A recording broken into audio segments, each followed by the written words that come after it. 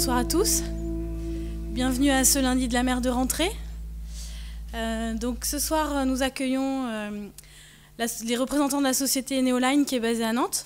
Alors nous avons Michel Perry, qui est commandant de marine marchande, qui en est le président, et puis Jean Zanutini, qui est expert maritime et architecte naval, qui en est le directeur. Ils sont les concepteurs du Neoliner, qui est un cargo à voile. Alors c'est un peu réducteur de dire ça, ils vont nous le présenter pour en savoir plus. Puis leur projet, il fait partie des solutions innovantes pour un transport maritime éco-responsable en visant le renouveau de la voile de travail. Donc on va les écouter comme d'habitude pendant un moment, et puis après évidemment vous serez libre de poser les questions pour avoir plus de détails sur leur projet. Bonne soirée. Bonsoir, merci d'être venu nous écouter. Donc, nous allons commencer par nous présenter.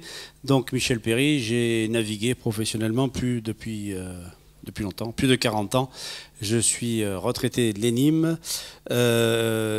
J'ai navigué sur des navires à la pêche, sur des navires marchands, beaucoup sur des rouliers. Vous allez voir ça de l'importance plus tard.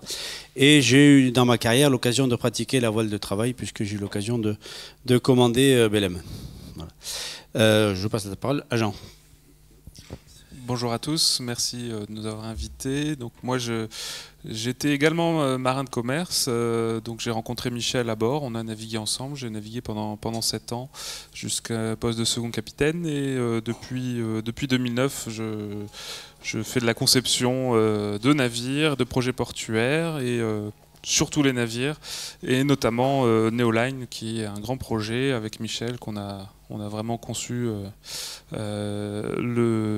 l'idée de base, le bateau, avec 7 autres personnes, et on va vous présenter tout ça. Une toute petite mise en contexte historique. La voile de travail a satisfait à tous les besoins de transport maritime pendant 5000 ans. Elle a été supplantée. La période transitoire a été rapide, hein, ça a duré à peine 60 ans. Et on va dire qu'à partir de 1910-1920, il n'y a plus de voile de travail océanique, donc supplanté par la propulsion mécanique. Par contre, quelques années avant sa disparition, la voile de travail avait donné naissance à la voile de loisir, qui, elle, a survécu, qui ensuite a donné naissance à la voile de course, à plein de voiles, qui, elles, donc, sont arrivées jusqu'à nous, ont pu profiter des matériaux modernes, des techniques modernes, des technologies, et également des connaissances, notamment en question de météo. Donc, l'idée un peu simple... L'idée un peu simple, c'est que en reprenant toutes les technologies, toutes les connaissances développées par la voile donc de loisirs de course, on pouvait assez facilement, et en les adaptant, assez facilement relancer la voile de travail dite moderne. Voilà l'idée qui gouverne. Cette idée, nous l'avons en tête depuis plusieurs années. C'est un sujet, pour faire court, c'est un sujet que nous travaillons depuis plusieurs années. On va dire depuis 7 ou 8 ans, vous n'avez pas entendu parler parce qu'on a fait le choix de ne communiquer que dans le milieu professionnel, pas par cochotterie, hein, parce qu'il faut développer avant de communiquer, sinon c'est un piège quand on commence à faire des annonces. Donc le sujet est mature et donc on éprouve maintenant le besoin, l'utilité de faire un peu de communication grand public. Et donc vous êtes les premiers à avoir droit à cet exercice. Alors cette présentation, vous voyez un sommaire, bon, c'est un peu pour vous dire à quelle sauce on va vous cuisiner pendant ces quelques minutes. On va commencer par le contexte général, pourquoi la propulsion éolienne peut devenir pertinente aujourd'hui et puis pour le futur. Notre projet, son concept, ses éléments clés et ses porteurs, un assez long chapitre qui décrira le navire, notre projet, le premier navire, et puis ensuite des éléments un peu plus d'ordre commerciaux et de développement de notre projet.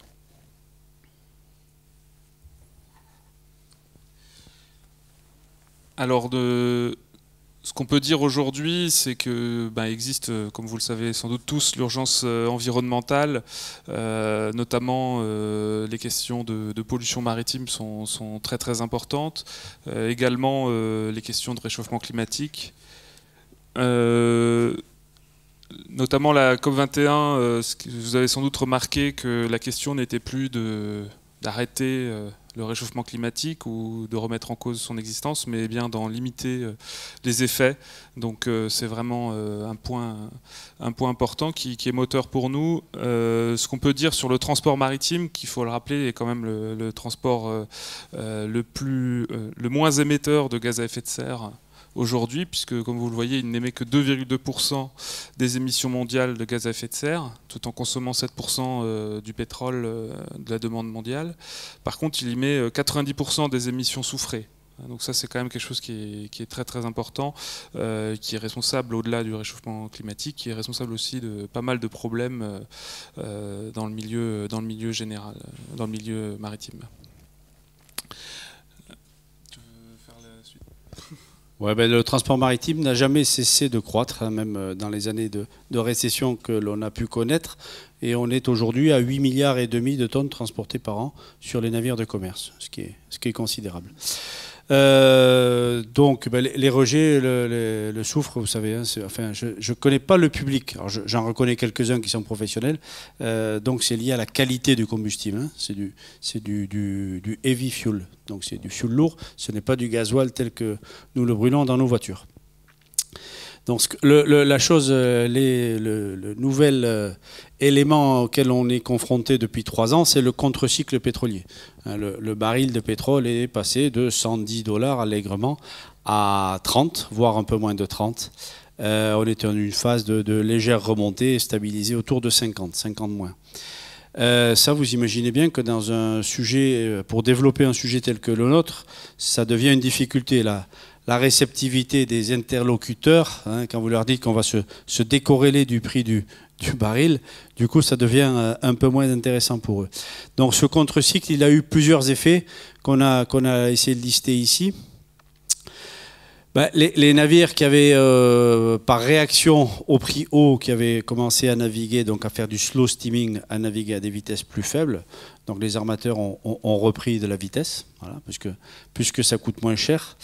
Donc ensuite, ben, ce que je viens de dire, nos propositions à nous et tous les gens qui, comme nous, travaillent à des solutions alternatives sont beaucoup moins entendables par les industriels.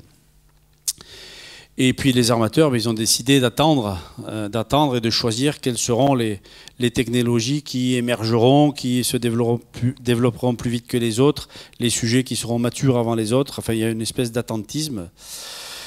L'autre sujet qui a un impact direct sur l'industrie et également sur le maritime, donc c'est la baisse de tout ce qui est recherche. Donc là, il y a beaucoup de fabricants de matériaux de recherche, donc du simple tuyau, hein, à des outils beaucoup plus sophistiqués qui sont en train de débaucher, puisque cette recherche est pas stoppée, mais drastiquement diminuée.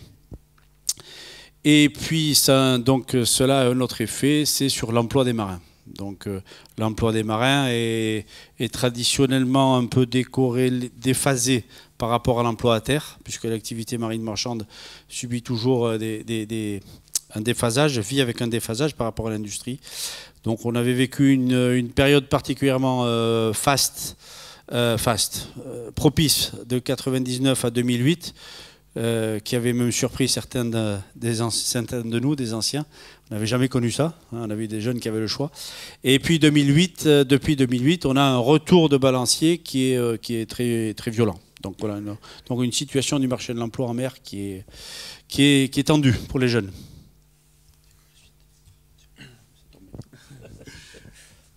Alors, dans tout ça, la propulsion éolienne nous paraît quelque chose d'important parce que il y a des évolutions réglementaires qui sont tout à fait nécessaires. Alors, sans rentrer dans les détails, il faut savoir que, par exemple, en Manche et en mer du Nord, il est quasiment plus possible aujourd'hui de brûler ce fameux fioul lourd qui émet énormément de vapeur, d'émissions soufrées. Donc, les armateurs sont contraints de changer par la loi, par la convention Marpol, de mode de fonctionnement. La plupart se contentent de passer au diesel, ce qui suppose très peu de modifications des moteurs, mais oblige à payer beaucoup plus cher son combustible. Il y a d'autres solutions qui sont mises en œuvre, on en a listé quelques-unes. Ce qu'on peut dire par rapport à celles-là, c'est que leur efficacité est souvent limitée à quelques pourcents.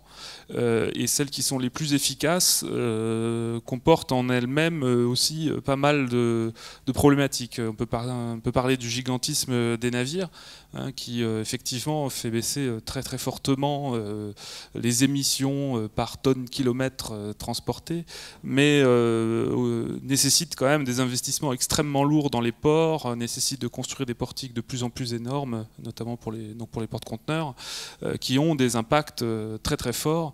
Et puis c'est une massification générale des flux qui fait que derrière il faut que ces escales de très très grands porte-conteneurs soient rentables, donc il faut des feeders qui eux sont du coup beaucoup moins efficients, mais qui font des détours pour aller justement retrouver ces hubs logistiques, et on a des marchandises qui font 8 fois le tour, j'exagère, mais qui font 40 000 km en réel, alors que la distance géographique n'était que de 8 000 quoi. Et du contenant, on transporte beaucoup de contenants. Un conteneur à 20 pieds, ça pèse 2 tonnes 2. Si vous en avez l'équivalent de 18 000, c'est du vide, on transporte du contenant. Voilà. Alors les avantages des propulsions éoliennes là-dedans sont quand même très, très importantes. Déjà, elles sont disponibles tout de suite, aujourd'hui. C'est quand même, comme l'a dit Michel tout à l'heure, la voile n'a pas cessé d'être perfectionnée, développée sous des formes différentes, des applications différentes, mais elle a continué sa vie. Donc elle est disponible aujourd'hui et fiable en environnement marin et opérationnel. Elle permet, lorsqu'elle est envisagée en propulsion principale, de réduire de façon très importante les émissions, d'être une source de propulsion quasi unique. Donc ça, c'est quand même tout à fait exceptionnel par rapport à toutes les autres possibilités existantes. Donc derrière, on a forcément une très forte réduction des émissions, puisque de réduction de la consommation, une baisse des risques de pollution maritime, puisqu'on aura peu de fuel à bord, et puis une amélioration aussi de l'image des activités maritimes. Alors aujourd'hui, on envisage les propulsions éoliennes de deux façons. Soit en propulsion principale, soit en propulsion auxiliaire. Donc notre projet, il est en propulsion principale. Alors on vous fait un peu un tableau général, mais c'est important de voir qu'il y a plusieurs projets dans ce domaine-là, qui est une palette complémentaire de solutions pour changer un peu le transport maritime. Donc nous, c'est vraiment de la propulsion principale, mais les projets qui sont de propulsion auxiliaire, eux, s'intéressent aussi beaucoup au rétrofit des navires existants, quoi. Voilà. Alors aujourd'hui, qu'est-ce qui existe dans ce domaine? Donc un peu rapidement, l'état de l'art. Existe des navires comme les Ship One, donc qui sont des navires à rotor Flettner. Alors ça peut paraître étrange pour ceux qui ne le connaissent pas. C'est un navire roulier qui utilise ses rotors qui tournent à 150 tours minute pour générer une poussée. Et a priori, il arrive à réduire de 15 à 20% sa consommation grâce à ces 4 rotors. C'est la société Enercon, donc, qui est un énergéticien allemand qui arme ce navire. Et il y a SkySail qui avait fait beaucoup parler de lui il y a quelques années, qui a fait plusieurs essais sur ces navires de voile de kite, aussi en assistance, mais qui aujourd'hui ne semble plus trop réussir à avancer sur pas mal de problématiques. Alors qu'est-ce qui navigue en termes de voiliers? On nous a mis quelques voiliers qui nous paraissent importants aujourd'hui, notamment le Maltese Falcon, qui est un yacht dessiné par le cabinet d'architecture d'Aextra, avec un système de voile carré, des mâts autoportés, donc ils peuvent brasser. Ça fait 90 mètres. Voilà. Voilà, donc c'est quand même un navire très très puissant, très rapide, mais on voulait rappeler aussi qu'il y a des navires français qui sont pas d'hier, mais qui sont des années 90, donc Ponant, Club Med 2, qui sont des très très grands navires, des très très grands voiliers, agrément complètement automatisés. Voilà, donc, et construits de façon industrielle. Donc à partir du moment où on met un gréement sur un navire de commerce, mais on télescope la manutention des marchandises. Vous avez vu que là, on parle de yachts ou de navires à passagers ou de navires de recherche. Donc là, il n'y a pas de manutention de marchandises. Donc, sauf sur des navires citernes, où effectivement c'est plus facilement adaptable, ou à trouver une autre solution, telle qu'on vous la décrira plus tard. Il y a ce sujet du télescopage, de l'incompatibilité ou de la difficulté à manutentionner de la marchandise sur un navire qui est gréé.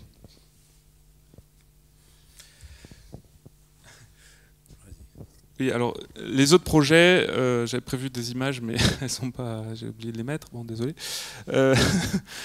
Donc nous, Neoline, on va passer le plus clair de notre temps à vous expliquer ce que c'est. Donc c'est un navire de 120 mètres, de capacité de transport de plus de 5000 tonnes, propulsion éolienne principale. Il y a d'autres projets en France, comme TOWT, que certains connaissent sans doute, Transoceanic Wind Transport, qui fait déjà du transport maritime sur des voiliers de travail affrétés, donc à très petite échelle, mais qui porte ici un projet de navire neuf de longueur de 60 mètres.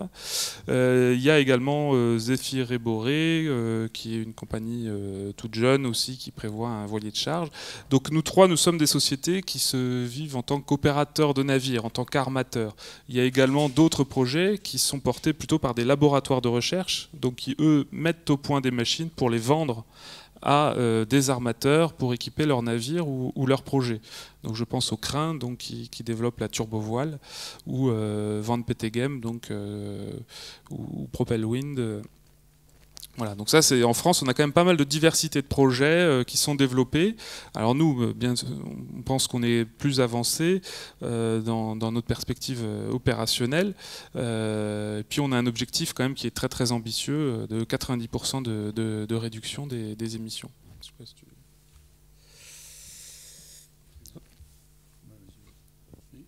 Donc le projet Neoline, c'est la conception et la construction puis l'opération d'une flotte de cargo à voile. Donc celui qu'on va vous présenter de grande façon, c'est le premier, mais c'est dans l'esprit d'en faire des suivants. Donc nos arguments principaux, vous les avez en 5 points. Donc la partie environnementale est bien sûr vient en premier, c'est ce qui nous motive à la base, ce qui motive le recours à la propulsion éolienne, la réduction de la consommation et donc de 90% des émissions. On veut également un transport industrialisé, avec la capacité de transporter toutes sortes de marchandises de la façon dont c'est transporté, chargé actuellement. Donc ça, c'est très important. On ne va pas changer la façon dont on charge les navires ou essayer d'imposer de nouveaux standards logistiques à ce niveau-là. On travaille sur les parties exclusivement propulsion et maritime.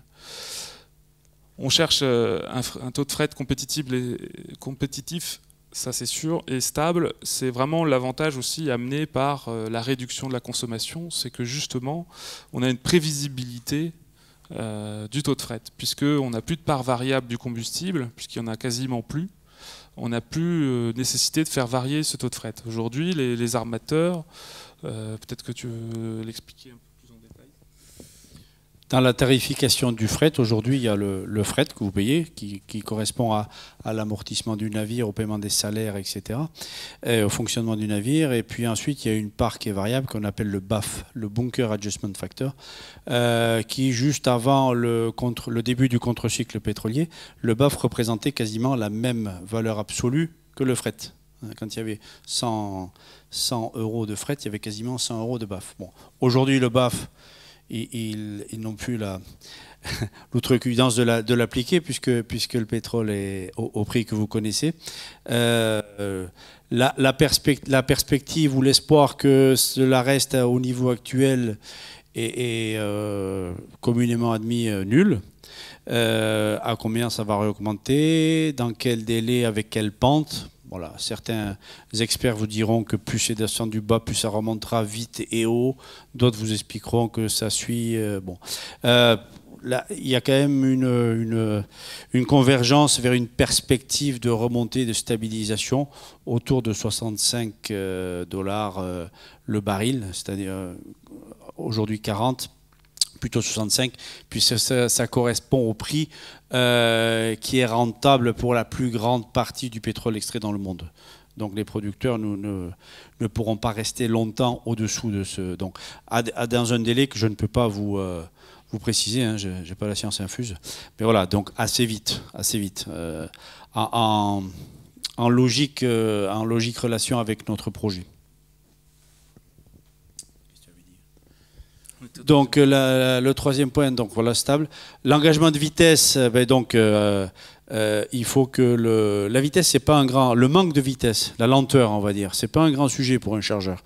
Pour un chargeur, le sujet, c'est la fiabilité, le fait d'être à l'heure. Que vous lui annoncez que son conteneur va être 30 jours au lieu de 20, c'est pas un grand problème, surtout si ça coûte un peu moins cher. Par contre, il faut s'engager sur la date, hein, la ponctualité. Voilà. D'ailleurs, je refais un grand flashback historique. En fait, ce qui a tué la voile, c'est ça, c'est le manque de ponctualité. C'était moins cher, mais déjà, à la fin du 19e, toute l'économie était basée sur le flux tendu. Et déjà, les chargeurs voulaient savoir, ne voulaient plus stocker, voulaient savoir les délais approximatifs. Donc voilà. Donc il faut annoncer des vitesses fiables. Et donc là, j'en ai parlé tout à l'heure, c'est des connaissances qui ont augmenté, et notamment les prévisions météo. Donc notre navire, on prétend l'exploiter à une vitesse faible. Vous allez le voir tout à l'heure. Donc c'est de l'ordre, c'est 11 nœuds. Hein. Le plan d'affaires est basé sur une vitesse commerciale de 11 nœuds. Et puis dans les derniers éléments clés du projet, ce qui nous sert à convaincre les chargeurs, donc c'est le transport labellisé. Hein. Il est évident que quelqu'un qui, par exemple, aurait à transporter des pales d'éoliennes, ou je dis n'importe quoi, de tout ce qui concerne les énergies renouvelables, trouverait un bénéfice d'image à le transporter de façon un peu plus vertueuse. Donc les porteurs du projet, nous sommes présentés tous les deux. Nous sommes 9 au départ, membres cofondateurs. Donc il y a, je vais balayer rapidement, donc Eric Gavotti, il vient du milieu de la banque. Philippe Vidot, qui est un vieux camarade, un ancien navigant, qui lui a versé dans l'armatoria depuis 30 ans. Jean-Jacques Vidal, lui, il est plus commercial et communicant. Il est dans le milieu du vin, à la base. Puis il s'en est diversifié. Voilà. Au-delà, les 5 que je viens de citer, nous formons le comité de direction, le CODIR, hein, puisque la société est installée à Nantes, mais nous sommes un peu, comment dirais-je, répartis géographiquement en France. Voilà. Les autres, il y a 2, alors à force d'être jeunes, ils arrivent à 40 ans, hein, d'autres plus jeunes navigants. Un autre jeune du même ordre qui lui est dans la recherche pétrolière et plus dans la technique, dans l'électronique, etc., l'automatisation. Nous avons également un associé québécois qui est dans les solutions de courtage de CO2. Et il m'en manque un. Ils sont 3 navigants, pardon. Pas 2, 3. Voilà. Alors, pour ce qui est du navire, le Neoliner, donc en premier lieu, on part des performances qu'on en attend. Donc voilà, on les a listées là. C'est vraiment, comme vous pouvez le voir en termes d'émissions, un changement très important par rapport au transport classique. On est sur une traversée océanique entre 1 et 3 grammes de CO2 émis par tonne-kilomètre. Comparé aux autres navires, vous voyez que ça fait vraiment pas beaucoup. Et même face à un porte-conteneur de 5500 EVP qui est beaucoup plus grand, donc qui bénéficie d'un effet d'échelle à plein en sa faveur, on reste beaucoup plus économe en termes d'émissions de CO2. Alors comment arriver à un tel niveau? Ça peut paraître... Enfin voilà, il faut l'expliquer, quoi, hein. Et il y a vraiment 3 piliers pour y arriver. Parce que souvent on parle vraiment beaucoup de la technologie, de l'optimisation du navire par les ingénieurs, mais il n'y a vraiment pas que ça. Il y a aussi la façon dont on opère le navire. Et nous, on peut aller à ces niveaux-là parce qu'on veut opérer le navire, on va l'opérer, et la façon dont l'équipage est formé et impliqué dans la marche du navire et dans l'objectif de réduire les émissions est une part très très importante de cette réduction. Et donc on va travailler sur tous ces aspects-là au même titre que l'optimisation technique du navire, notamment le routage météo, le choix de la route initiale. C'est évident que c'est sur une route transatlantique très bien vantée qu'on peut arriver à de tels niveaux. Si on est sur la Méditerranée ou sur du cabotage européen, si on multiplie les escales annuellement, ça va réduire ce bilan.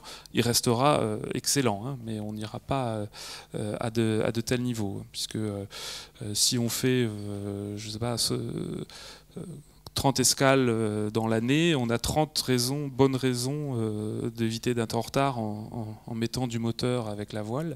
Si on en fait 400, ça fait beaucoup plus si on fait 400 escales, ça fait beaucoup plus de bonnes raisons d'allumer le moteur. Donc de mauvaises raisons d'allumer le moteur. Alors le schéma opérationnel, c'est un exemple, c'est une hypothèse de travail qu'on veut vous présenter pour vous montrer à quoi ça pourrait ressembler en termes de lignes. Donc là, c'est une ligne avec 4 escales, 2 de chaque côté de l'Atlantique, Rotterdam-Le Havre d'un côté et Québec, cette île. Alors dans un sens, ça va mieux que dans l'autre, vous vous en doutez bien, et donc on n'a pas le même transit time d'un sens et dans l'autre, et puis aussi on n'aura pas tout à fait le même taux de moteur dans un sens que dans l'autre. Il y a un des sens où on n'aura pas de moteur du tout, quasiment toujours. Mais voilà, vous voyez un peu comment ça peut se dérouler là, avec des temps d'escale, des distances et la totalité de potentiel de transport annuel. Donc ça, c'est une hypothèse pour le business plan, pour le plan d'affaires. Il est évident qu'à terme, il faut arrêter de faire de l'épicerie, il faut diminuer le nombre d'escales. Idéalement, il y a une escale de chaque côté, ce qui améliore l'exploitation. Donc le choix des bassins drainants, etc. est fondamental, l'identification des flux, sujet auquel nous sommes attelés. Bon, on va enfin vous montrer le navire. Donc voilà le navire. Donc le navire, vous demandez par où ça se charge, c'est un roulier. Donc comme les ferries, il y a une porte à l'arrière, donc ça se charge par l'arrière. C'est un roulier. Le gréement, vous avez vu sa particularité, c'est un gréement duplex. Donc le gréement duplex, c'est pas du tout nouveau, puisque c'est un ingénieur belge qui a décrit ça en 1957. Par contre, qui n'a jamais été, Pierre Maric, qui n'a jamais été construit dans cette échelle-là. Ce que vous voyez là, nous l'avons, on aurait dû le dire au départ, tout ce que vous allez voir ici de plans, de silhouettes, de plans d'affaires, etc., nous l'avons développé en interne. Vous avez compris que l'équipe des 9 là présente des complémentarités certaines. Donc nous l'avons développé en interne depuis plusieurs années. Et donc ce n'est que depuis une petite année que nous achetons des prestations pour le dérisquage, pour lever les risques. Donc nous avons acheté de la prestation pour lever le risque technologique. Donc regardez si le gréement duplex donne bien les épures que nous avons prévues. Idem sur la carène. Idem, un autre sujet pour un plan d'affaires sérieusement établi, il faut le prix du navire. Donc on a pu faire coter le navire, tout ça coûte. Et puis l'autre partie, alors techniquement, il n'y a rien, tout ce que vous voyez, un mât de cette taille ça existe, une carène de cette taille ça existe, les dérives que vous voyez dessous sont des stabilisateurs, ça existe de façon industrialisée, rien de tout ce que vous voyez, le pod existe, rien n'est prototype. En fait, ce qui est original et prototypal, c'est la combinaison des choses. Qu'est-ce qui n'existe pas? Je vois. Elles ne sont pas rigides. Alors ça, c'est un sujet. Alors les voiles rigides, ça existe. Donc ce sont des ailes, on appelle ça des ailes. Le rendement d'une aile devient excellent à partir du moment où le profil est asymétrique. Et avec une aile rigide, c'est compliqué d'avoir un profil asymétrique. Avec une aile souple, textile, avec deux membranes, c'est faisable. Et vous m'amenez exactement où je voulais aller. C'est faisable, ils savent le faire sur des mâts qui ont une quinzaine de mètres de hauteur, mais ce n'est pas du tout ce que j'appellerais industrialisé. C'est de l'ordre de la recherche du prototype, c'est-à-dire ils sortent, ils naviguent 2 heures, c'est un peu cassé, un peu déréglé, il faut rentrer au stand et régler. Nous, ce que nous cherchons, notre prétention, c'est encore une fois d'offrir un service fiable au même prix que les autres. Hein, donc nous recherchons des versions, des solutions industrialisées. Donc ce sont des voiles tout à fait normales et des voiles de cette dimension, des mâts de cette dimension, ça existe aujourd'hui. Ça existe déjà. Donc vous avez les principales caractéristiques du navire. Je vais quand même vous le dire, j'en avais parié que je le dirais. Bon, on va dire qu'aujourd'hui le navire est plutôt à 136 mètres qu'à 120. Puisque les recherches de partenaires, de chargeurs, etc. nous amènent... En fait, c'est simple. Quand vous bâtissez un projet comme ça, vous avez une ébauche, je vais être obligé de lâcher le micro. Vous avez une ébauche technique, vous avez du fret. Le fret que vous trouvez fait évoluer le navire technique, le projet technique, etc. jusqu'à arriver à concevoir un navire avec son chargement. Et là, vous trouvez les investisseurs et vous bâtissez le navire. Donc aujourd'hui, le navire est plutôt à 136 mètres de long par 23,50 mètres de large. Voilà, je vous laisse regarder un peu les puissances. Vous avez remarqué également qu'il y a 12 passagers, donc il y a 6 cabines. Il y a 6 cabines doubles, cabines confortables puisqu'il y a de la place, hein, avec un balcon privatif, puisque c'est sur des lignes où on sait pouvoir trouver des passagers qui est un appoint. Ce n'est pas du tout le cœur de cible du projet, mais c'est un appoint. Donc le navire, c'est un navire roulier assez simple. Donc ce que vous avez au-dessus, c'est le garage principal. Dans la version à 136 mètres, il est un peu plus long que ça, mais surtout il est plus haut, il est à 6,40 m de haut. Dessous, vous avez un garage inférieur qui est à 3,50 m et dessous, vous avez une bascale, une sorte, ce qu'on appelait sur les vieux navires, il y a longtemps, les soutes à valeur, hein, dans laquelle par contre on descend en vertical, les 2 autres volumes étant accessibles en roulant. Ce qui est dessiné en très fin, ce sont des containers, mais clairement la cible de ce navire, ce ne sont pas les containers. Mais quand on dimensionne un navire, on le fait toujours en multiple de containers. Et la rampe, et vous voyez sur la silhouette du dessus, la rampe arrière donc, qui donne accès. Ensuite, il y a une rampe intérieure qui descend du garage principal au garage inférieur. Voilà.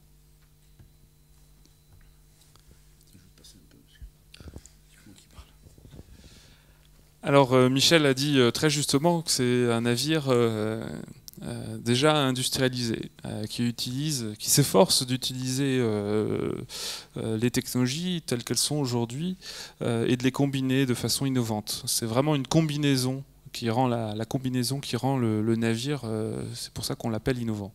Cela dit, il y a quand même des points remarquables qui certes sont peu risqués parce que déjà utilisés sous d'autres formes ou sous des tailles proches, mais qui sont des sources, des nids sur lesquels continuer à creuser, aller plus loin, découvrir de nouveaux champs d'optimisation, de réglage, et qu'on va vous décrire là. Donc le gréement duplex, c'est une forme de gréement qui peut paraître étonnante au premier abord, mais elle nous est parue logique dans la mesure où, grâce à ce gréement, les mâts reposent sur les membrures du navire. Hein. Un roulier, surtout, c'est une grosse boîte à chaussures. Si on fait peser quelque chose au milieu du pont, ben, c'est pas génial. Donc nous, on est fort sur le bordé. Du coup, le gréement duplex, à ce niveau-là, il est vraiment intéressant d'un point de vue architectural. Un point de vue stabilité transversale, c'est pareil. Là, on a un haubanage très simple qui profite de la totalité de la largeur du navire. Donc c'est aussi à ce niveau-là beaucoup plus facile d'assurer la stabilité transversale. Et puis, en plus, c'est un gréement qui assure aux allures de près et très, très portantes, on va avoir le bénéfice de quasiment 2 gréements. Pas tout à fait, bien sûr, hein, on est plutôt sur 1,6, enfin, ça change suivant les allures, mais au près et au portant, on va être vraiment, vraiment bénéficiaire au détriment de l'allure de travers en vent apparent, où là, il y a un gréement qui est complètement masqué. Mais cette allure-là, ça ne nous embête pas trop, puisque c'est une allure où tous les navires marchent bien. Même avec un gréement sous-dimensionné, on avance quand même assez vite. Du coup, ça va être...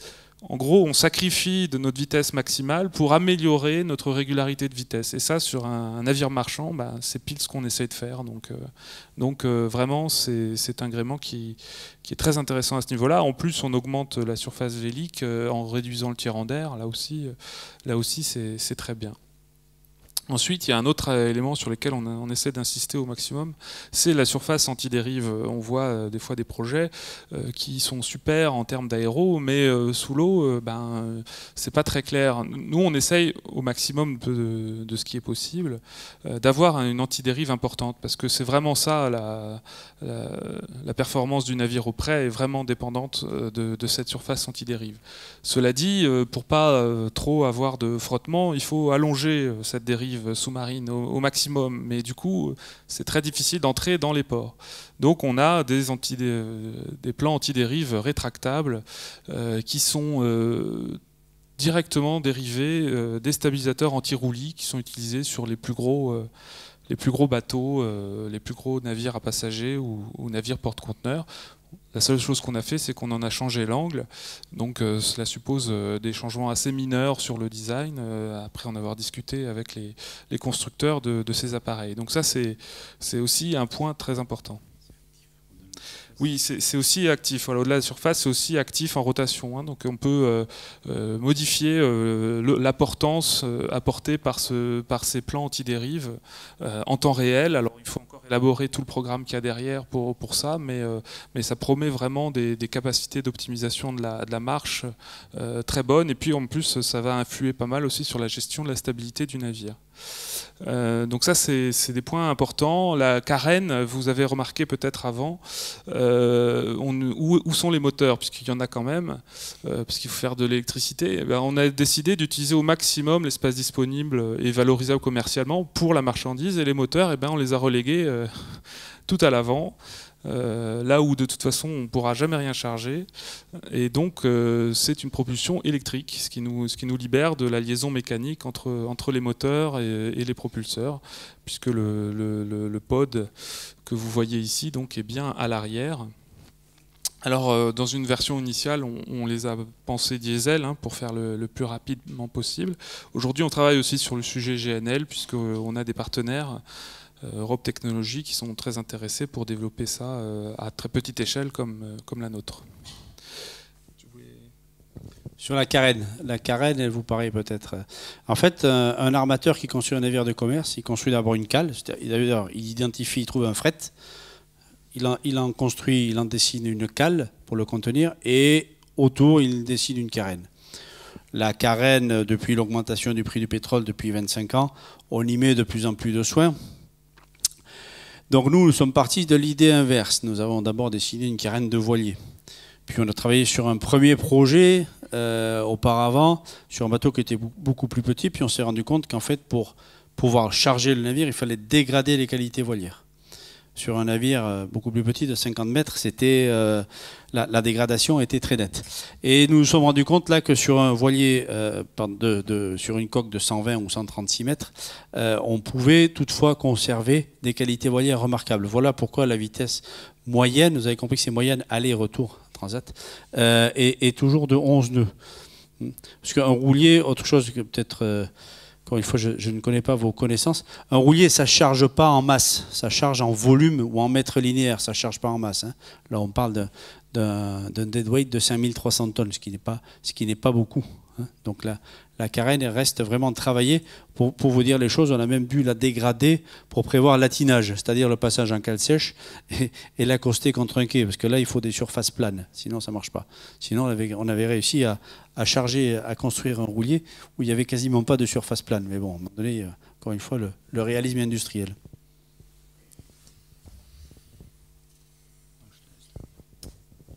Alors pour vous présenter un peu nos partenaires, vous dire comment on va développer tout ça.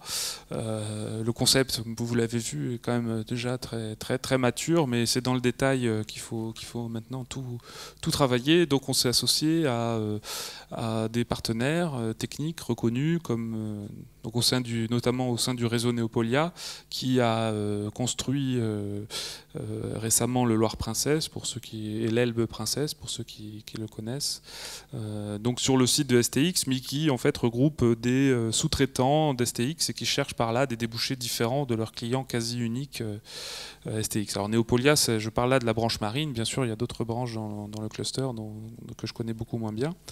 On travaille aussi avec Merforte, que certains d'entre vous connaissent également sans doute, donc, qui est associé généralement à l'écurie Mer Agitée de Michel Desjoyaux, qui travaille donc sur la partie aéro et qui nous a déjà fait une étude de dérisquage justement sur les performances véliques.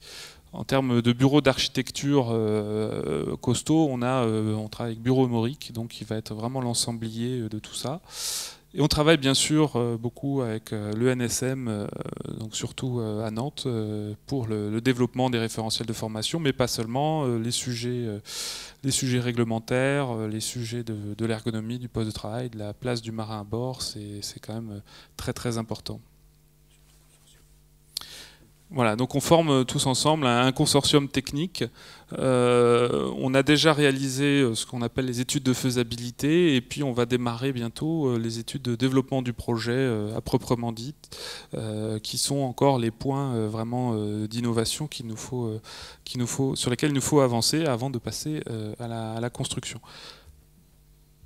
Pour ceux que ça intéresse, je détaille rapidement ce qu'on fait chacun. Donc vous pouvez voir qu'on a un peu chacun notre domaine de compétences, notre brique dans le navire. On se répartit les tâches comme ça, hein, donc ça reprend un petit peu ce que j'ai décrit tout à l'heure avec Europe Technologies qui travaille notamment, je ne l'ai pas dit, sur le GNL avec sa filiale Cryotech Containment et également sur tout ce qui est l'utilisation de l'énergie sous contrainte, puisqu'on va avoir à bord du navire tout un tas d'énergie contrainte dont il va falloir tirer le meilleur parti possible à tout moment de la vie du navire. Donc quand il est sous voile, quand il est en train de manœuvrer à l'entrée des ports, à quai, en train de charger. Voilà, tout ça, il y a beaucoup d'éléments de développement possibles. Et puis un champ énorme dont il faut parler, c'est la marche hybride, hein, l'addition des voiles et du moteur, où tous les amateurs de croisière à la voile le savent. Mettre un peu de moteur peut des fois décupler ce que nous donne le gréement. Donc là, il y a beaucoup de choses sur lesquelles travailler, comment régler le pas de l'hélice en fonction de l'allure, etc. Donc c'est vraiment un champ très intéressant. Oui, alors nous, tout ce petit monde-là, on est aussi réunis au sein du pôle mer Bretagne-Atlantique. Donc on n'est pas que Pays de Loire, on est aussi en Bretagne par le pôle mer. Donc on est en cours de labellisation auprès d'eux pour le financement de nos études. Alors maintenant, sur les aspects plutôt commerciaux, on a essayé de vous décrire un petit peu comment on développe notre modèle économique, sur quoi, qu'est-ce qu'on vise. Alors comme on l'a dit tout à l'heure, les porte-conteneurs sont très grands et bénéficient d'un effet d'échelle très important. Donc du coup, on cherche absolument à se dégager des lignes sur lesquelles ils sont et à desservir des ports secondaires qui sont, eux, bien adaptés à notre navire. Donc, et à transporter en plus des frettes qui sont peu ou pas conteneurisées. En fait, quand vous voulez vendre quelque chose, surtout si le service existe déjà, il faut forcément, ça c'est le réalisme économique, il faut s'aligner sur les prix qui sont déjà pratiqués. Sinon, vous ne trouverez pas de clients. Donc, dans les prix pratiqués, il y a de tout. Un conteneur, sachez qu'aujourd'hui, cela coûte plus cher de transporter un conteneur du Havre à Paris que de Shanghai au Havre. Au sens propre. Hein. Ça coûte 50 € de plus le segment routier. Voilà. Ce qui est totalement illogique. mais qui n'est pas prêt de changer à mon avis. Tout ça, c'est lié à la surcapacité, à la concurrence, etc. Voilà. Donc le marché du conteneur, c'est absolument pas ce que nous visons. Par contre, il y a des frais qui existent aujourd'hui. Donc sur les 8,5 milliards que j'évoquais tout à l'heure, vous imaginez qu'il y a plein de choses différentes qui voyagent par la mer. Donc il y a des frais qui sont valorisés à des taux qui permettent à notre société de satisfaire à notre modèle d'affaires. Donc il faut identifier ces frais, à ces taux-là. C'est ce que nous sommes en train de faire en achetant également des études commerciales qui sont d'ailleurs payées en partie par la Banque publique d'investissement. On avait prévu de le dire plus tard. Donc voilà. Donc l'idée, c'est de vraiment trouver, Jean a dit, géographiquement, deux ports qui ne sont pas déjà reliés par une ligne régulière, et autour de ces deux ports, deux bassins drainants industriels qui produisent des projets industriels, donc ce qui s'appelle du projet de cargo, hein, donc des usines, des morceaux d'usines. Je vous ai parlé d'éoliennes, des choses comme ça, des grosses pièces, donc qui rentrent en roulant dans le garage. Hein. Sachez que le projet de cargo a tendance à passer déjà de plus en plus, encore une fois, nous ne sommes pas innovants là-dessus, a tendance à passer de plus en plus sur des navires rouliers aujourd'hui, puisque ça présente des avantages. Bon voilà, le schéma c'est ce qu'on pourrait imaginer comme fluctuation des cours du pétrole, donc du BAF en rose, des cours du fret en bleu. Vous voyez que tout ça c'est un peu chaotique, absolument pas. C'est quelque chose qu'on a posé comme ça un peu au hasard. Il y a des périodes d'augmentation, des périodes de baisse. Ce à quoi nous prétendons, nous, c'est la stabilité, c'est la prévisibilité. Donc il y a forcément une augmentation puisque les coûts d'exploitation du navire augmentent, mais il y a une augmentation qui est tout à fait prévisible à 10 ans, sans problème.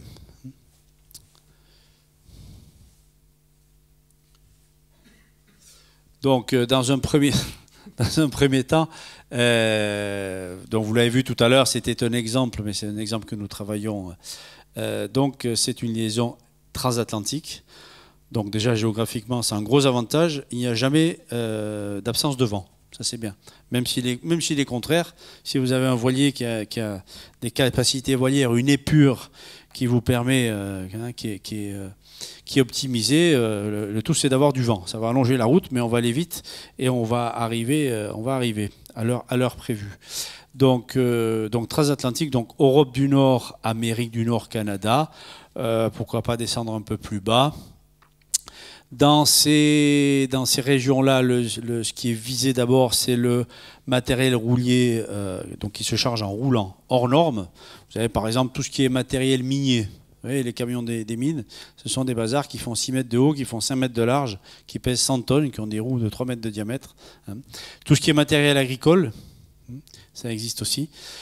Tout ce qui est matériel qui n'est pas forcément roulant, mais qui peut être transporté en roulant. Donc je reviens sur mes éoliennes, hydroliennes, tout ensemble industriel, qui pour des raisons de manutention sont chargés et manutentionnés sur ce qu'on appelle des remorques surbaissées en acier. Voilà. Ça existe, hein, c'est quelque chose de...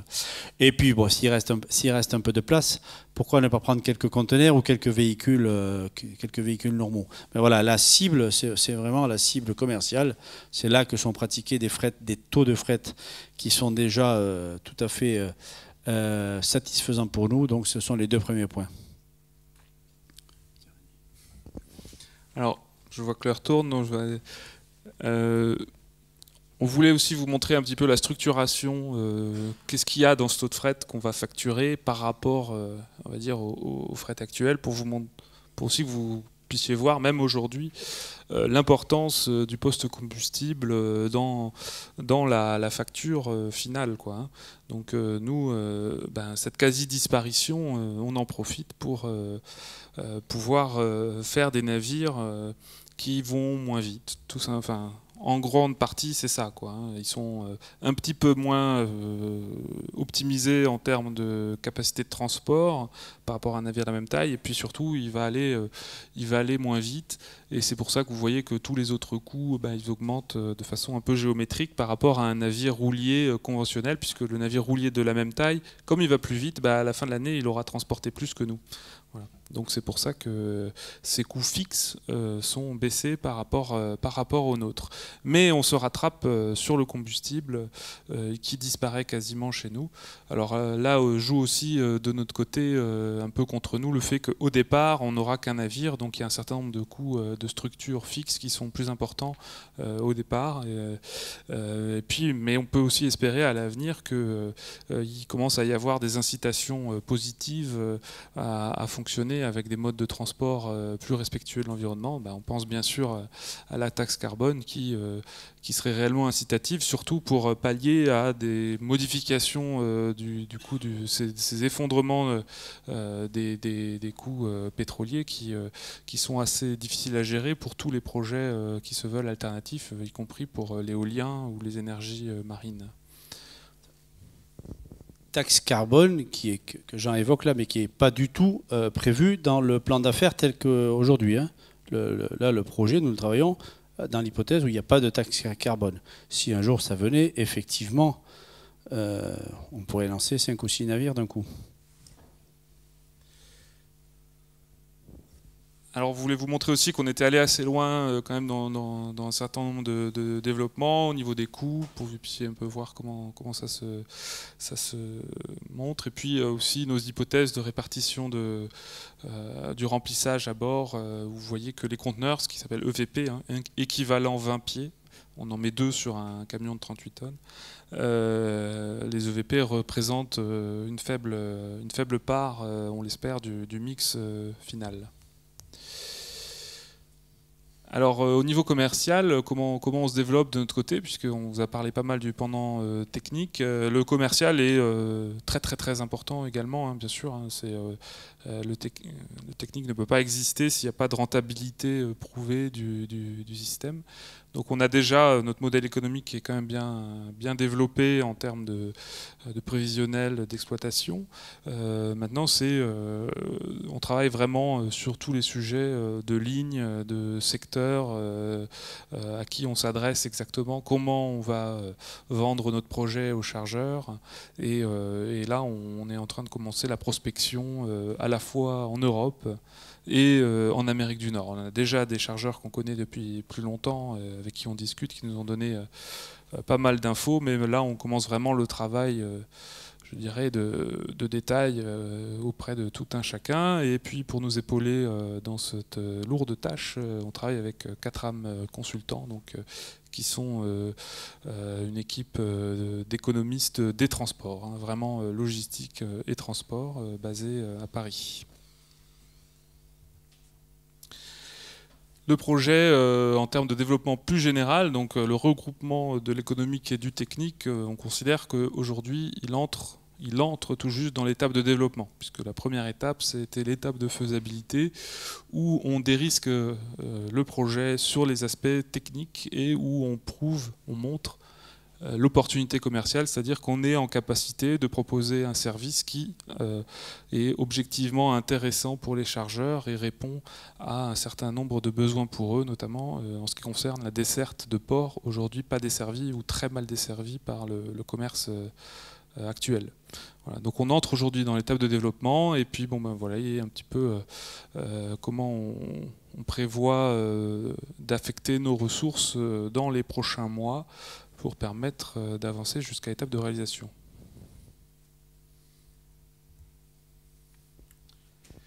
Alors à plus long terme, vers où on veut aller, vers le développement d'une flotte complète.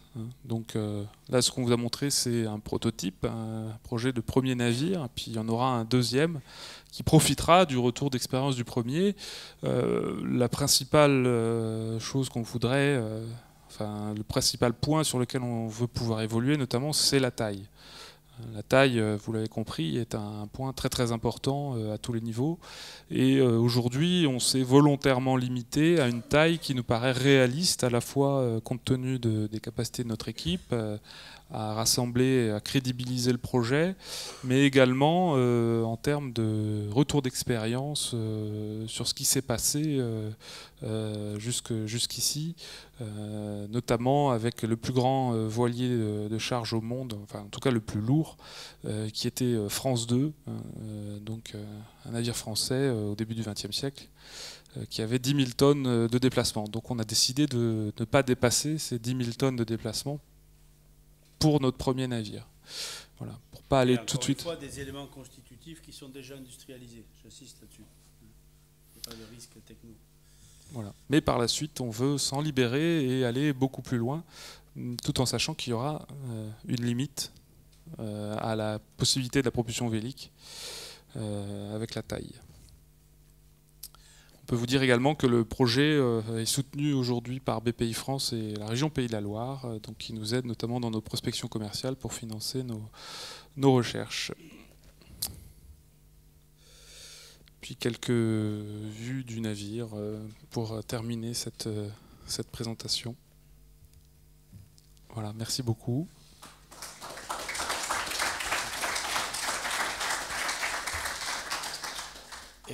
J'aurais voulu avoir quelques éclaircissements sur la manœuvre du gréement. Vous ne nous avez pas dit comment on réduisait la voilure, par exemple, tout simplement, dans le but de réduire l'équipage, que ça se passe tout seul, quoi. Alors, on peut le faire. Vous avez lu dans l'extrait du prévision de l'exploitation, l'équipage est de 15. Donc autant l'établissement que la réduction que les ajustements d'allure, tout ça est fait de façon mécanisée, donc hydraulique. Oui. Télécommandé depuis la passerelle, voilà. Donc avec des capteurs. Mais c'est des enrouleurs de. Ouais, c'est très classique. Oui. Oui, ça. Il y a même plusieurs solutions qui existent déjà dans ces tailles-là. Oui, mais je voulais vous demander. C'est un sujet que l'on n'a pas, sur lequel on n'a pas finalisé. Donc on ne va pas vous dire on a adopté ci ou ça. On a balayé les différentes possibilités. On travaille avec des gens, des professionnels qui ne sont pas mentionnés là, d'autres. Vous avez compris qu'un sujet comme ça, on le développe dans les réseaux personnels. Donc nous sommes quelques-uns à être dans le métier depuis quelques années. Donc on sait exactement les différentes possibilités qui existent. On sait qu'elles existent à des coûts compatibles avec le projet. On sait qu'il y a des sujets qui sont incompatibles avec le projet. Propelwind, on l'a noté. Patrick Englebert, moi je travaille avec lui depuis des années. C'est très beau, une aile fixe, c'est très beau, mais ça coûte trop cher, par exemple. Voilà. Donc il y a des choses que l'on a éliminées, écartées. Par contre, je ne sais pas vous dire aujourd'hui quel est le système EXA d'un rouleur. C'est une réduction classique. J'ai oublié une chose, c'est la réduction en urgence. Ça, sur ces grands voiliers-là, il y a un dispositif particulier. J'ajoute un mot quand même. Il y a une trentaine d'années, on a réalisé à Lorient deux voiliers de travail avec un gréement goélette et Foc-Baumé. Le Jules Verne Phoenix. Le Jules Verne Phoenix. Les halls et les cadoudales. Des enrouleurs verticaux et la manœuvre se faisait entièrement de la timonerie. Oui, c'est ça. Mais un rouleur hydraulique et écoute un vérin mouflé. Je vous donne le tuyau parce que c'est ce qui a rendu le meilleur résultat. Oui, mais nous travaillons avec des gens qui sont... C'était pas un petit bateau. dont je ne dirais pas le nom ici. C'était déjà un bateau de 20 mètres de long et c'était très, très probant au point de vue de la commande entièrement automatisée. L'équipage ne touchait pas un filin ni une voile. Évidemment, toutes les idées sont bonnes à prendre, mais nous avons, au-delà des gens dont vous avez vu les noms et les sigles, nous avons un réseau d'amis et partenaires, dont des gens qui ont construit les plus grands mâts au monde, et les plus grands gréements. Oui, alors merci pour cette présentation. J'ai une question. Je comprends bien que le poste de combustible est très réduit, puisque vous réduisez 90% les gaz à effet de serre. Mais est-ce que ce ne serait pas possible de faire en sorte qu'il n'y ait plus du tout d'émissions en faisant en sorte qu'il y ait des batteries électriques qui soient par exemple rechargées lorsque le navire fonctionne avec un vent favorable et qui fait tourner l'hélice par exemple du moteur et qui recharge une batterie, quoi. effectivement, ce sont des choses auxquelles on pense très fortement depuis le début du projet. Mais Michel vous disait souvent à bord que les vulnérabilités ne s'additionnent pas, elles se multiplient. Et vous avez 2 équipements à 50% de fiabilité, l'ensemble est à 0 à 25%. Hein, du coup, on a décidé de se concentrer pour le premier navire sur les 90%. Mais on est bien conscient qu'il reste 10. Et par exemple, pour aller dans votre sens, un point qui paraît pas, mais c'est la production d'électricité à bord lorsque le navire est sous voile. Rien que ça, c'est 5% du total. Donc, enfin, c'est la moitié des 10, quoi. Voilà. Du coup, alors qu'on est sur une puissance assez faible, de l'ordre de 200 kW, même pas, par rapport aux 3000 kW qu'il nous faudra pour manœuvrer dans les ports. Donc là, tout à fait, notre prochaine étape, sur le numéro 2, ce sera d'être à 0 émission lorsque le navire est sous voile. Et puis, alors le GNL réduira quand même pas mal déjà notre impact dans les ports, mais l'étape encore après, c'est effectivement carrément le 0 émission tout court. Mais voilà, il y a un certain nombre d'étapes intermédiaires. Oui. Est-ce que vous avez pu bénéficier des travaux des ACH? Alors, j'ai rencontré un ancien des ACH qui a travaillé sur la série des Wind. Certains sont encore chez STX et on espère bien pouvoir bénéficier de leur retour d'expérience. On a aussi, avec Michel Chapalin, qui était directeur technique chez Services et Transports, quand il gérait Club Med 2, qui fait encore aujourd'hui les arrêts techniques de Club Med 2, qui navigue toujours. Donc qui, lui, même s'il n'a pas dessiné les plans, s'occupe de gérer les arrêts techniques de ce gréement, etc. Notamment, d'ailleurs, il travaille dessus, il n'y a pas longtemps, un Merfert aussi est intervenu. Donc voilà, on s'inscrit dans cet héritage. On s'inscrit dans cet héritage. On essaye, en tout cas. Est-ce que dans la flotte que vous envisagez à l'horizon 2050, vous avez prévu des cargos qui feraient plus de cabotage sur nos côtes pour un peu désenclaver tout ce qui est le transport routier en fait, d'une part pour résorber ce problème de pollution des transports routiers, des camions, parce qu'on arrive à saturation, et d'autre part pour faire fonctionner des ports de dimension secondaire sur le littoral français, je pense. Donc dans la suite des navires, donc retour d'expérience du premier navire, pourquoi pas diversifier, aller sur autre chose que des rouliers. Ça c'est clair, la technologie peut s'adapter à 2 ou 3 autres formes. Par contre, là vous parlez de l'exploitation en termes de géographie. Plus la liaison est courte, plus vous aurez du mal à être ponctuel en ne consommant pas d'énergie fossile. Ça c'est incontournable. Hein. Si vous voulez arriver 3 heures après, et si ce jour-là il n'y a pas de vent ou qu'ils sont contraires, vous allez faire 3 heures de moteur. Voilà. Donc là, il y a effectivement une limite de l'exercice. Les derniers grands voiliers dans l'histoire, début du XXe siècle, sont demeurés rentables sur des lignes très lointaines et des frettes peu valorisées. La laine d'Australie, les nitrates du Chili, etc. Aujourd'hui, un voilier pourrait être rentable sur une toute petite traversée, mais un voilier de petite taille avec un fret très valorisé. C'est ce que font certains TOWT qui affrètent des bateaux que certains connaissent ici, enfin possèdent ici. Voilà. Là, dans ces tailles intermédiaires de navires marchands, on est un peu à la limite de l'exercice. Oui. Ouais. En vélique, en propulsion vélique principale. Si je peux me permettre d'ajouter, le transport routier, effectivement, est un problème européen, mais qui, en fait, même le transport maritime conventionnel n'arrive pas à combattre le transport routier, quoi. Parce que c'est vrai que les industriels, ils ont le choix entre un transport de 2 semaines ou un transport de 3 jours. Et même si les coûts sont plus faibles avec le 2 semaines, la souplesse logistique, le fait de ne pas avoir à prévoir est tellement est tellement forte qu'aujourd'hui, c'est très difficile pour le transport maritime conventionnel de s'installer sur le cabotage en dehors des dessertes des grandes lignes, quoi, hein, c'est-à-dire ce qu'on appelle le feedering. Voilà. Et donc on a décidé pour notre premier navire en tout cas de pas s'attaquer à ça, mais ça reste une vraie question à travailler. La solution est le camion en voile.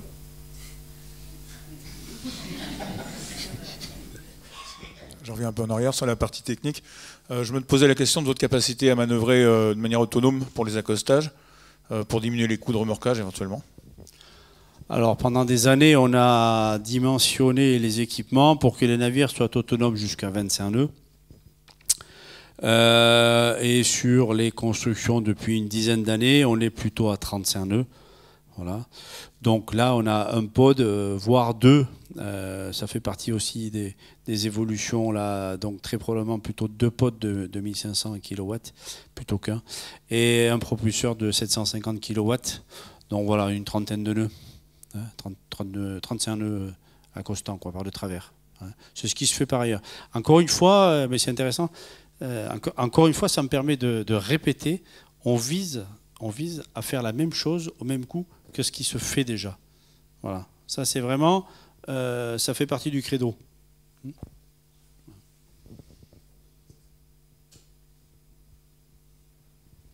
Et on pense avoir un peu analysé ce qui se fait.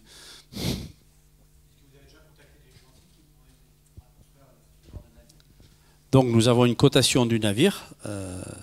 Donc qu'ils ont coté le navire sur nos plans. Vous avez compris que les plans, c'est nous qui les avons faits. Donc on a une cotation du navire en France et nous avons une demande de cotation via un courtier bien connu du navire dans des chantiers européens de l'Est. Voilà. Ça n'a pas beaucoup de sens. C'est un navire prototype. Par contre, les Asiatiques, si vous pensez à ça, sont très forts sur un navire dit catalogue. C'est-à-dire, à la limite, ils lancent la construction d'un navire sans avoir de commande. C'est un navire catalogue. L'armateur choisit ce qui se fait. Voilà. Ça n'a pas beaucoup de sens d'aller en Asie faire un navire comme cela. Hein. J'ai suivi des constructions en Asie sur des trucs comme ça. Ils seront pas bons. Sans compter que sur un navire de cette taille, même le temps de repositionnement, etc., est quand même est pas négligeable. Donc voilà, ça n'a pas beaucoup de sens. Donc soit France. Jean vous a expliqué notre collaboration avec Neopolia, avec la branche maritime de Neopolia. Donc Neopolia, je ne sais pas si c'est clair pour vous, c'est un regroupement d'industriels ligériens en Vallée de la Loire, et donc une partie maritime. Ils sont très, très dépendants d'STX. Et donc ils ont fait quelque chose de tout à fait original. Ils se sont regroupés en chantier. Ils ont construit pour un armateur, alors certes c'est du fluvial, mais ça fait quand même 110 mètres de long. Ils ont construit deux navires qui naviguent déjà. Ils ont deux autres commandes. Voilà, et à Rouaob. Et ils aimeraient bien passer sur du navire. Hein. Ils aimeraient bien passer sur le navire. Et donc, Neopolia est un des. Enfin, tout le monde est très fort et très actif dans ce consortium, mais Neopolia est moteur. Et donc, le plan A. Le plan de prédilection, ça serait de construire le navire en France dans cette espèce d'articulation Neopolia qui louerait une cale à STX. Voilà. Mais vous doutez qu'en France, il y a un surcoût du navire. Voilà. Donc c'est pour ça que vous voyez passer la région, BPI, et donc la France, pour compenser ces choses-là, met en place des possibilités d'aide, soit en subvention et en avance remboursable. Donc c'est un sujet que nous travaillons, mais ça c'est notre cuisine interne, on a choisi de ne pas en parler ici. Vous parlez de respecter les délais, mais quand vous ferez du prêt à 50 degrés du vent par 20 nœuds de vent, quand il y aura 30 nœuds de vent ou 40 nœuds de vent, vous serez à 70 degrés. Donc vous allez rallonger la route. Alors, je sens que vous faites de la voile. Oui. Moi aussi. Voilà. Donc quand on parle de ponctualité, il ne s'agit pas non plus de dire un mois à l'avance, nous arriverons le 15 à 3 h du matin. D'accord ? La ponctualité, c'est pour réamurer, on va parler de termes de voile, pour réamurer, notamment l'organisation des manutentions et du post-acheminement, du pré- et post-acheminement. Voilà. Donc aujourd'hui, j'en ai parlé 2 fois, et c'est vraiment un élément essentiel, c'est la qualité de la prévision météo. Ça, vous faites de la voile. Moi, je fais de la voile de travail également sur un navire qui est un peu lourd. Je peux vous garantir que mon métier de capitaine a complètement changé et est devenu immensément plus facile depuis quelques années, où la qualité de la prévision et l'accès tout le temps, de n'importe où, à la prévision est possible. Ça, voilà. Donc, vous vous souvenez, les 3 axes qui permettent d'exploiter ce navire. Il y a la conception du navire, il y a l'exploitation, le choix de la région, et ensuite les connaissances et la qualité de l'équipage. Voilà. Donc, effectivement, il y aura des traversées qui seront plus favorables que d'autres. Il y aura, c'est le propre de la voile. Puis il y aura des traversées où ça va aller tout chousse. J'ai trouvé récemment le rapport de mer d'un capitaine Laroche-Jacquelin en 1905. Il fait Philadelphie-Cherbourg. Dites-moi, combien de jours? 11 jours. Voilà. Donc c'est ça, la voile. Par contre, à l'époque, ils avaient une prévisibilité qui dépassait peu ce que disait le sorcier, enfin le baromètre, et ce qu'ils voyaient dans le ciel. Aujourd'hui, il a une prévisibilité qui est quand même exceptionnelle. Exceptionnelle. 3 questions en fait. Concernant les matériaux, quels matériaux avez-vous choisi de privilégier? Deuxième question, le budget pour construire un navire, que représente vraiment un navire comme cela en termes financiers? Et dernière question, alors le prototype précisément, la date envisagée, quel horizon? Alors nous pensions que le sujet du prix serait la première question. Donc, prix en France de l'ordre de 40 millions d'euros. Un peu moins, tout allant bien. La date, c'est toujours piégeux de dire dans un projet, la société existe. L'état de maturité, je vous ai dit, jusqu'à maintenant on n'a pas communiqué au public, on décide de venir vous voir parce qu'on considère que c'est mature, il va falloir faire une augmentation des capitales. D'annoncer des dates et des échéances, c'est toujours piégeux. Parce qu'il suffit qu'il y ait que le contre-cycle pétrolier dure très longtemps, qu'il y ait encore un bouleversement macroéconomique, qu'il y ait que je tombe malade, je ne sais quoi, enfin voilà. Et vous avez annoncé septembre 2032 et ça ne marche pas, et les gens sont prêts à vous dire, voilà, donc non. Tout allant bien, mais on est tranquille là-dessus. Encore une fois, ça aussi, pas encore une fois, l'autre particularité, c'est que les gens qui travaillent sur ce projet n'attendent pas après ce projet pour vivre. Hein, d'accord ? On y travaille depuis quasiment 10 ans. Donc tout allant bien, une mise en chantier en 2018, ça serait parfait. Si c'est 2009, c'est bien. Si c'est 2020, c'est très bien aussi. Voilà.